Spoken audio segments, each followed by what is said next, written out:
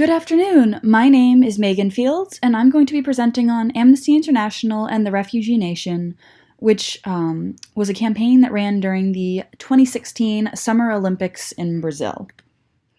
So I will note that for this presentation, I am using Amnesty International as the organization to provide background on, simply because even though the Refugee Nation is technically listed as a separate nonprofit organization, in an interview in Forbes with the PR practitioners who helped run this campaign, they mentioned that Amnesty International is the one who approached the PR agency about this campaign.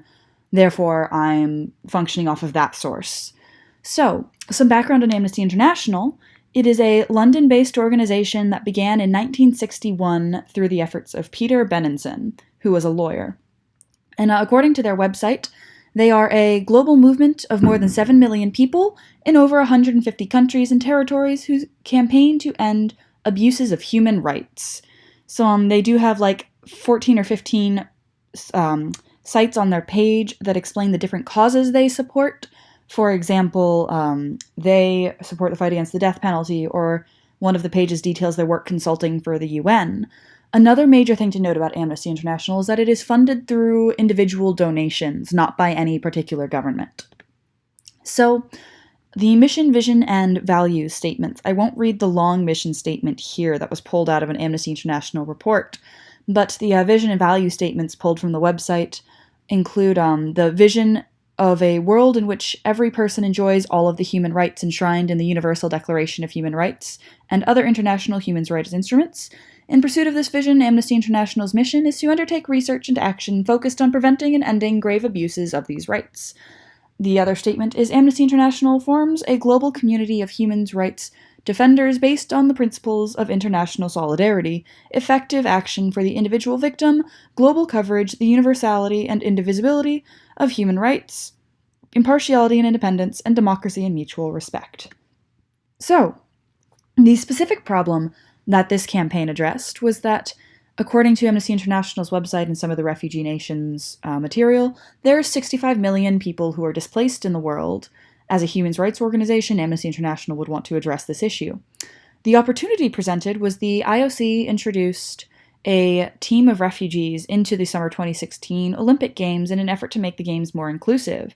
This provided a major event and a major newsworthy event in particular that allowed Amnesty International to bring this discussion to the forefront in their own way. So a SWOT analysis on Amnesty International. Some of the strengths include its high credibility due to the fact that it has the international support and respect of government organizations like the UN, because like they do mention on their website that they consult for the UN. One thing I've seen is that their staff has experience in relevant fields, like their legal department would evidently be trained in how to deal with a lot of the issues that they face in different countries. One strength that is a double-edged sword, so it's under weaknesses as well, is the fact that they're dependent entirely on donations to run.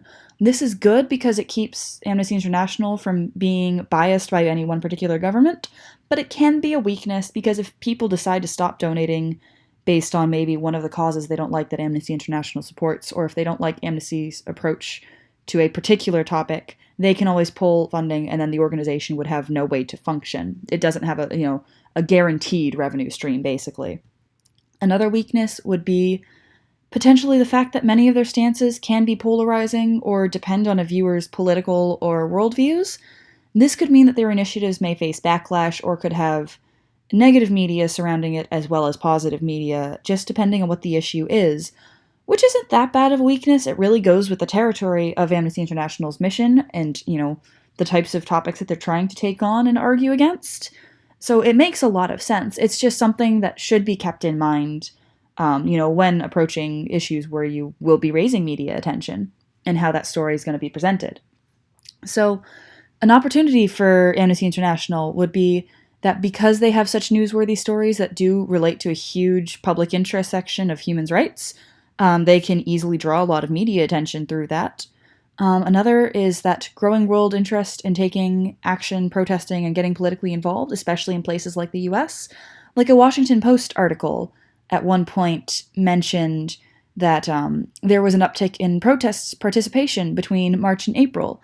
And it's this type of change in mindset that would be beneficial for Amnesty International to take advantage of and to try to, recruit people to the cause. If people are more willing to step up and take action now with the right motivation, they might be willing to expand that and get involved into more categories now, especially some of the causes that Amnesty International fights for. Another opportunity would be the improvements in technology throughout the world. It makes connecting with influencers a lot easier, and it also makes it easier to bring the stories Amnesty International wants to tell to the table, so they get to expose a lot of the injustices that they see, in day-to-day, bring them to the forefront with social media and put them in a place where everyone can see them. Some threats include potentially there are so many crises that exist in the world, Amnesty International would need to prioritize or risk running themselves ragged and spreading their resources too thin to actually do anything. So it's a possibility. Another potential issue is legal requirements in various countries that could restrict what Amnesty International can do and affect and impact their mission. For example, the Amnesty International website brings up a May 2017 article talking about Egypt signing new laws into place that would cause a lot of problems for NGOs functioning in the area. So, the host country for this campaign is Brazil. To focus on the political system first, its freedom status is listed as free by the Freedom House. The aggregate score is 79 out of 100, which is pretty good, actually. They have a democracy. According to Freedom House, it has competitive elections, so that's always good. The major problem with their political system is, especially around the time of 2016, there was a real big issue with corruption. So the president ended up getting impeached. The impeachment process began in 2015, I believe, and it continued on into 2016. And it was due to issues like potentially there was an allegation of doctoring government accounts and stuff like that, or bribes from businesses to the political administration to handle stuff like taxes. So that was a big issue with that political system, especially in 2016, which is why the corruption index is as low as it is. The 2016 score was a 40 on the Corruption Perception Index from the transparency site that is linked in Module 6. So this is a slight increase from 2015 as of 2016, but it is a significant drop from 2014, 2013, 2012, as you can see there. And so this is likely in response to the political issues and the impeachment of the president, but the global average is a 43, so it's not far from the average. It's just still a fairly corrupt political system. So the economic development, according to the economic reports that are also linked in Module 6, Brazil is listed as having a developing economy that is currently ranked 66 by the IDI. In 2016, it was ranked 67. Some of the biggest issues that were noted in these economic reports was a decline in output from 2015 to 2016, and the high unemployment and relatively tight fiscal policy stance that was causing issues for the economy. So one source, I believe it was Market Realist, cited that around 2016 was the worst economic recession in 25 years in Brazil. So, and a lot of that also stemmed from the uncertainty with the politics and everything going on there. So that was a huge issue, but recent reports are showing that Brazil is coming out of this recession. So, the economic development is improving as of right now in the country. The media system, according to Freedom House, is listed as partly free. It scored a 47 out of 100 in 2017. It was a 46 at the time of the Summer Olympics, which is, it's middle of the road there. One of the major issues with this media system is that there was violence against journalists in 2016 especially. At least 6 reporters were killed due to their work. That's going to be a huge deterrent for media who wants to come out and cover events. Also, there was a particular case that Freedom House brought up where a blogger was detained for 4+ months due to a story that this blogger was running.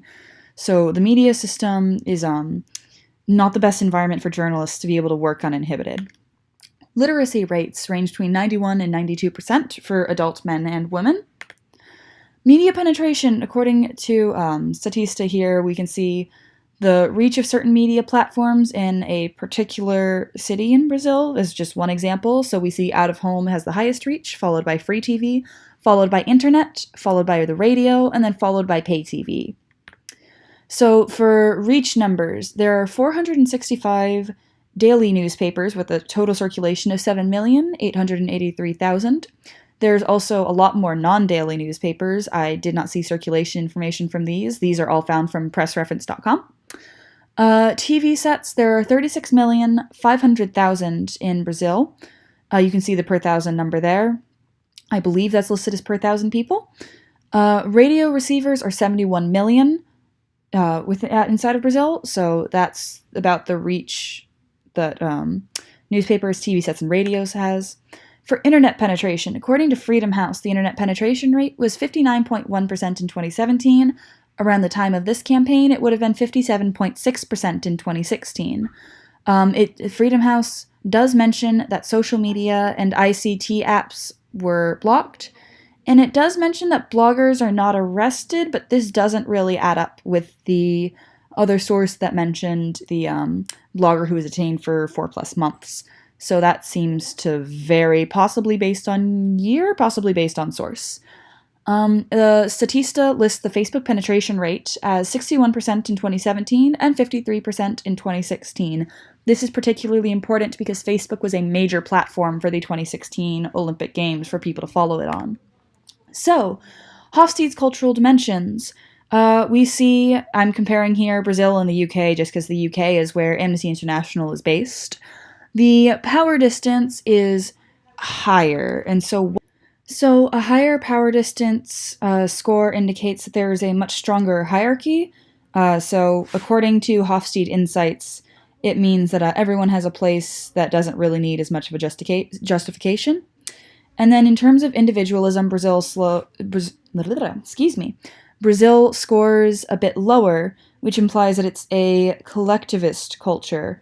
And in individualism versus collectivism, collectivism is a preference for a, quote, tightly knit framework in society in which individuals can expect their relatives or members of a particular in-group to look after them in exchange for unquestioning loyalty, end quote.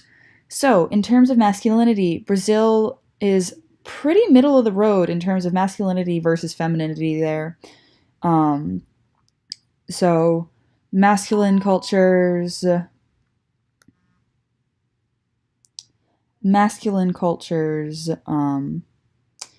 is a little more competitive. Femininity stands for, according to Hofstede Insights, cooperation, modesty, caring for the weak, and quality of life. So, the next score of uncertainty avoidance, it ranks a lot higher for Brazil.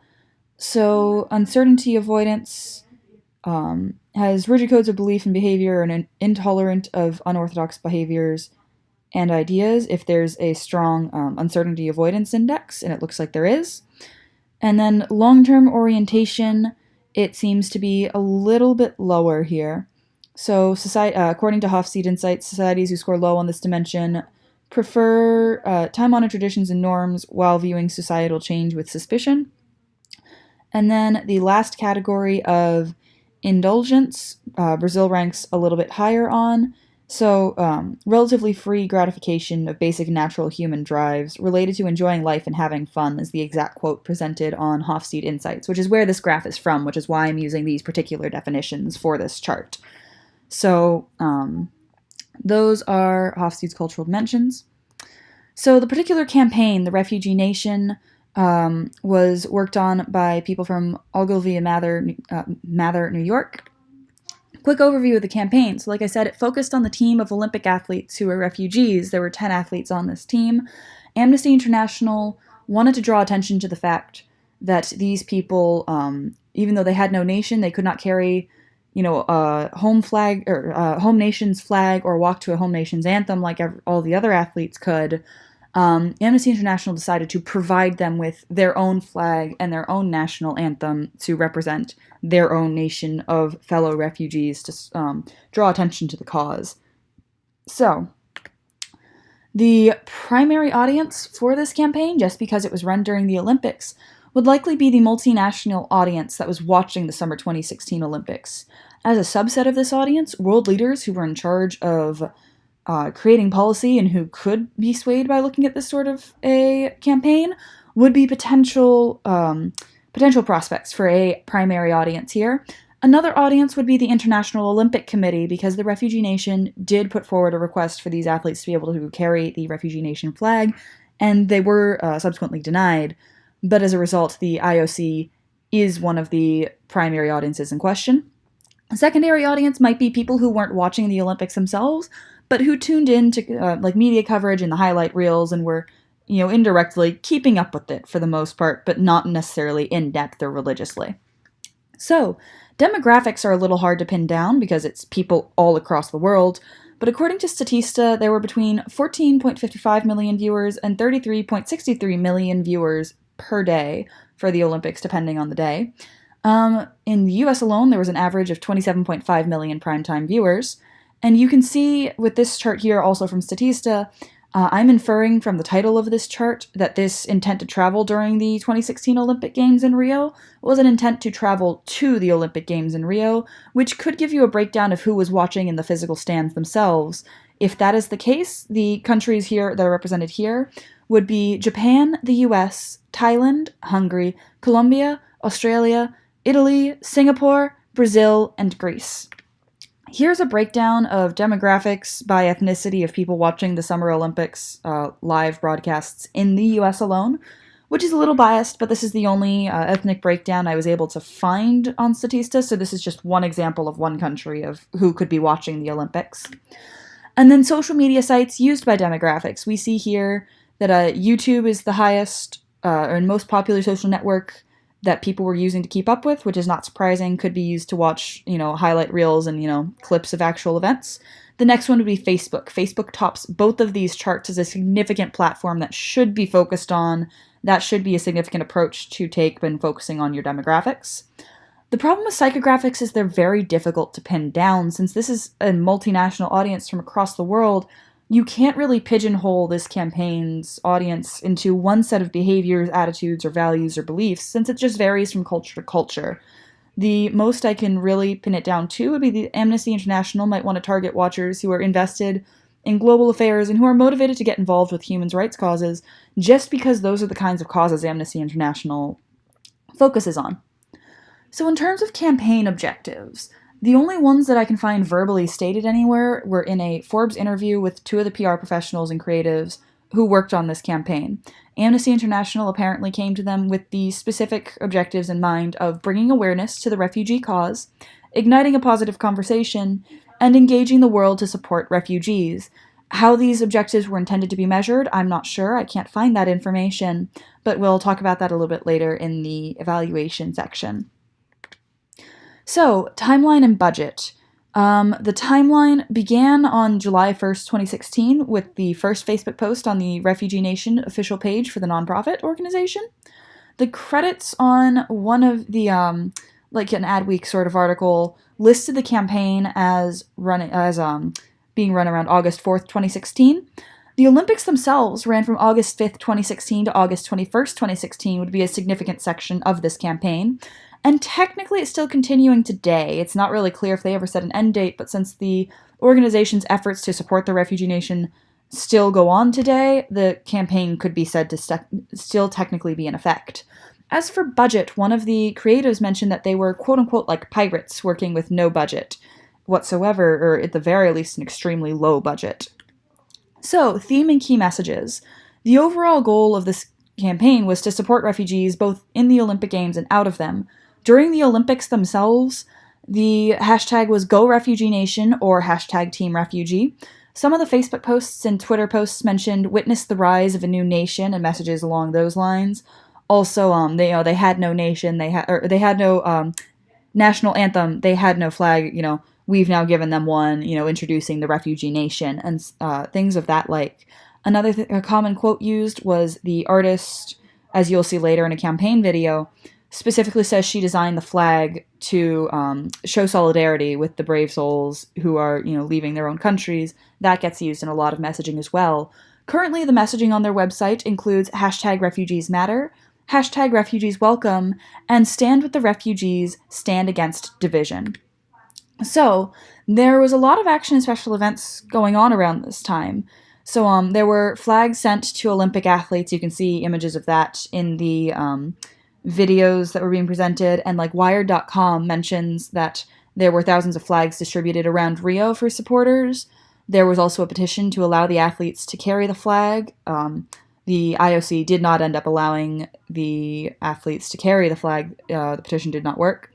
There were Facebook and social media posts, but these were a lot less central to the campaign. There was a flag that was designed by a refugee artist, an anthem composed by a refugee composer. There was a social media filter. There were downloadable flags that audience goers could print out and wave in the stands. And there were also several campaign videos. So, for media channels, Facebook and Twitter were used to some extent, but not fully, not as much as they could have been. The primary media channels I'm really seeing these focused on would be, major news outlets or blogs, and like the blogs and the like that are on the internet. So this screenshot is taken from one of the campaign videos. You can see in there it's listing over 2 billion impressions. And here's a variety of the channels who ended up covering the Refugee Nation's campaign with the flag and the anthem. So, implementation.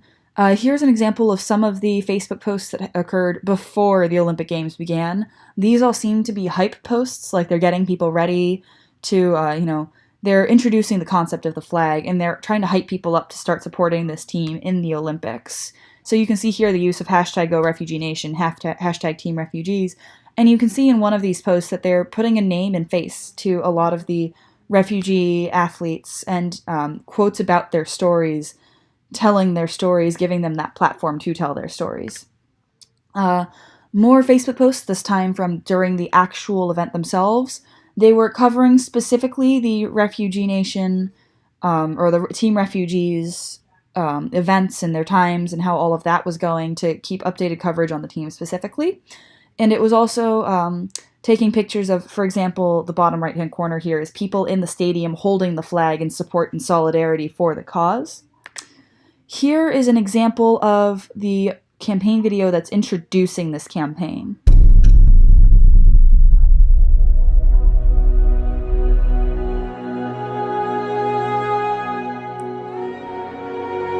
These refugee athletes have no national team to belong to. They have no flag to march behind. They have no national anthem to be played. Therefore, we will welcome these refugee athletes to the Olympic Games with the Olympic flag and with the Olympic anthem.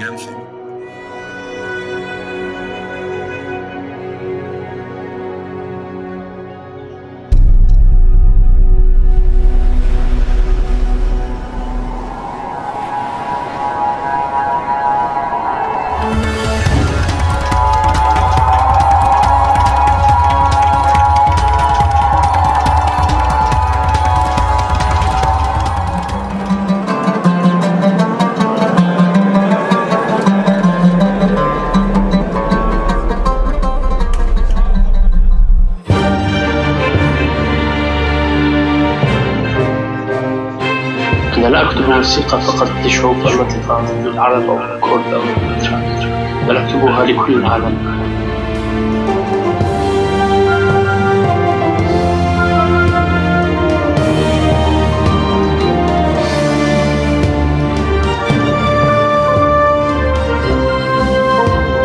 Black and orange is a symbol of solidarity with all these brave souls that had to cross the sea to look for safety in a new country. Since I have to wear one, also I have a personal engagement with these with the live vest, with these two colors.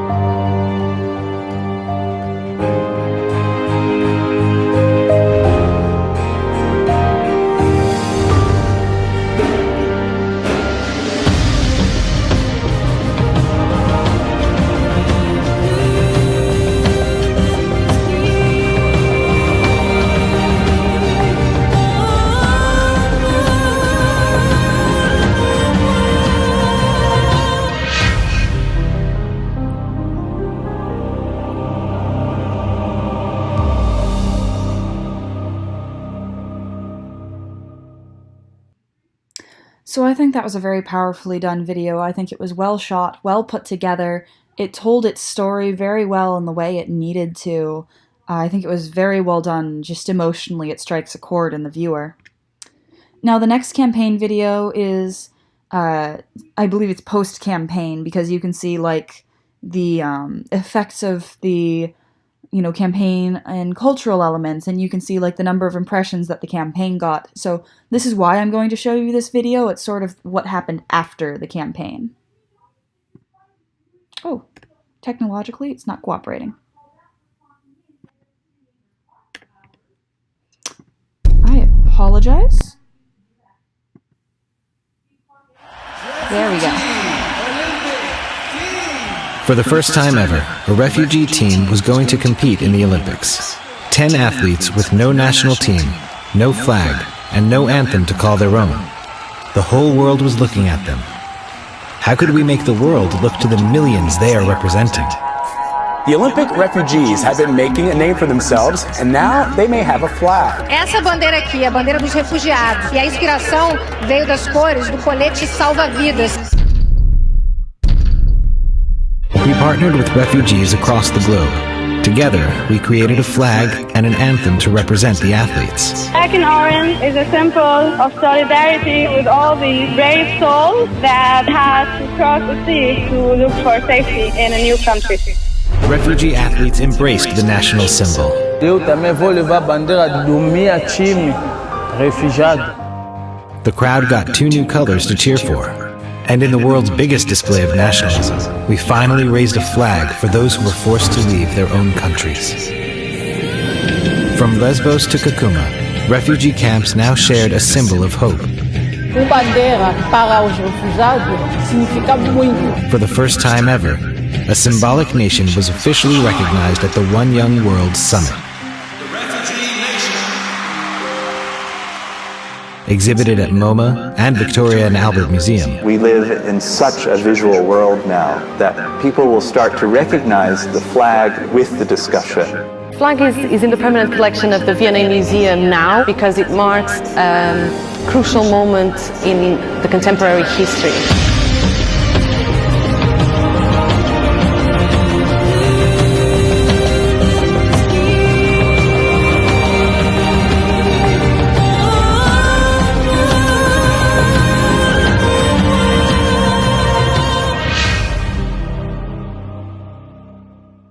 Alright, so, there we see the effects of this flag and anthem post-campaign. So, the thing about this campaign is that it's not affected by Brazil's culture quite as much, in the sense that this campaign was not targeting Brazilians specifically, so, response was more focused on a multinational audience as opposed to only Brazilians. However, that doesn't mean that the host country doesn't have any effect whatsoever on a campaign like this. So, for example, we talked about media freedom earlier and how there was a lot of violence against reporters. Such violence against reporters could deter reporters from attending major events. It could be a deterrent for the media, and when you need media coverage, that can be a problem. In this particular instance, Amnesty International was lucky enough that this was such a significant event, reporters from around the world had to show up. There was not much of another option. But in another situation, that could have gone a very different way. Another example would be potential competing issues for media coverage, especially in the same vein of raising concerns about, human rights and issues like that. For example, a lot of the press coverage I found from before and right around during the Olympics themselves were talking about a lot of the issues that were prevalent in Brazil itself, since that's where the entire world was looking to. So it was coverage like on the economics, the infrastructure, lots of issues with crime, cases of Zika. When people are focusing that much on the events of the country they're physically in, they may, have their attention split, or they may not be willing to focus on human rights issues in other parts of the world. It could be competing media attention. I'm not sure on that. That's just a hypothesis I have, but it's a potential effect. So, really where you're going to see the international element of this campaign is the fact that it's a global campaign. It's targeting a global audience. So like we talked about several weeks ago, NGOs, especially Western-based NGOs, are inherently biased in their values and approaches and what they bring forward and what they focus on. One thing I think this campaign did really well in how they handled that was to accommodate for these Western biases. They chose actual refugees who are from affected countries, evidently, to design the flag and the national anthem that were at the heart of this campaign. And so having these elements designed by people actually affected by this issue was a good way to let them use their own voices to bring to the forefront the story they feel that should be told. Another point to bring up would be that the refugee composer chose a wordless anthem specifically to avoid potential language barriers and also for, the universal element of it that it can be understood by anyone. Since this is a multinational and global campaign, reach can potentially be limited depending on varying countries' internet and media penetration. So, more people might have seen it in, somewhere like the US that has a lot more, reach in terms of internet or media, as opposed to another country that doesn't. So you could be skewing your data or your audience that way. In terms of the circle of culture, regulation would be from the IOC, just because, regulations and athletes carrying the flags and stuff like that, that would come up. For production, representation, and consumption, I'm sort of putting these all together just in terms of how they produced and saw and consumed the meaning of this. Flags and anthems are symbolic in almost every nation around the world. They're a very universal symbol, so it doesn't really matter where your audience is from. It's easily translatable and easily understood, which is really important in a campaign like this where you are targeting people from so many different places and from so many different cultures. So that was a really good thing in terms of production, representation, and consumption. I think this campaign very successfully figured out how to navigate those potential barriers and illustrate something that was well understood by everyone who saw it. In terms of identity, the identity revolved around the stories of the refugees and putting faces and names to these personal stories of the refugees and athletes who were affiliated with this. So that's where a lot of the identity was based. In terms of evaluation, I'm sort of mixed on this because according to the Forbes interview with the PR practitioners, the project earned over 4.5 billion media impressions, which is huge and great in terms of reach, especially when looking at the world population. However, that's just impressions. That's not necessarily who actually read this and took the time to, do research on it and look into the cause. Another big thing is that one of the specific goals brought up by Amnesty International was the goal to ignite a positive conversation around the topic. And social media engagement, at least on the Refugee Nations page, doesn't appear to be high. So, like you saw in the screenshots I posted earlier on the implementation slides, if you ever want to look at those, you can see that likes can be 20-something likes on a post, or 40, or 80, or 100. But they are typically not very high, especially during the Olympics. So especially given that Facebook, which is why I'm focusing on Facebook so much, was listed as the top platform for the demographics of the people watching the Olympics, that isn't a good sign. One good thing I will say is that Facebook comments appear to be in a variety of languages, so it does illustrate that this campaign reached a wider audience. It did reach its multinational audience, and the comments I've seen were positive, saying, awesome, look at this, why doesn't this have more media coverage, and the like. So that is a good thing. It did spark some positive conversation, but not as much as I believe this campaign would have liked to. In terms of cultural response, though, like we saw in the campaign video, cultural response looks good. We see in one video that at the Oscars, a particular actor was wearing a Refugee Nation flag pin on his suit. We saw that the flag is hanging in museums and it's used on protest signs. So in the communities that are invested in looking at these issues and in the people who are looking at these issues, it did resonate with them. They did identify strongly with it, and they did incorporate it into their efforts subsequently. So in summary, Amnesty International wanted to raise awareness for the refugee crisis in 2016, and because the summer 2016 Olympics introduced Team Refugee, this became a great opportunity to raise awareness for the cause from Amnesty International's standpoint, which they did through a flag and a national anthem for the Refugee Nation, with the hopes of having fans in the stands wave the flags, although I can't actually find how many fans in the stands did wave the flag at all. I have no numbers on that.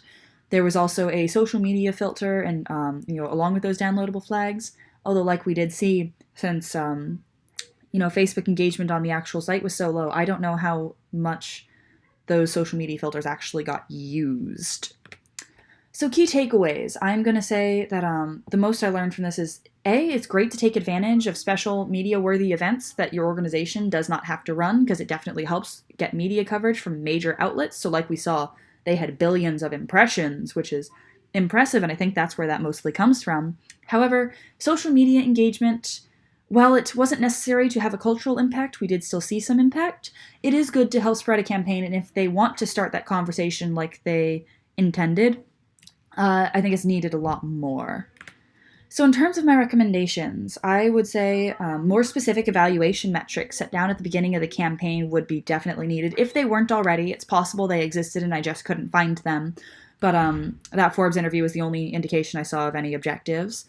Also, I would suggest in terms of messaging to add a drive to adjust policy or have more messaging that's geared towards world leaders specifically, since the opportunity was present and it would align with Amnesty International's mission. There was an opportunity while the whole world had its eyes on the Olympics and subsequently this campaign, just because the world leaders were present, they would be watching while their attention was on the Olympic Games. More specific messaging to differentiate world leaders from the standard citizens that were being targeted with this campaign could have been beneficial.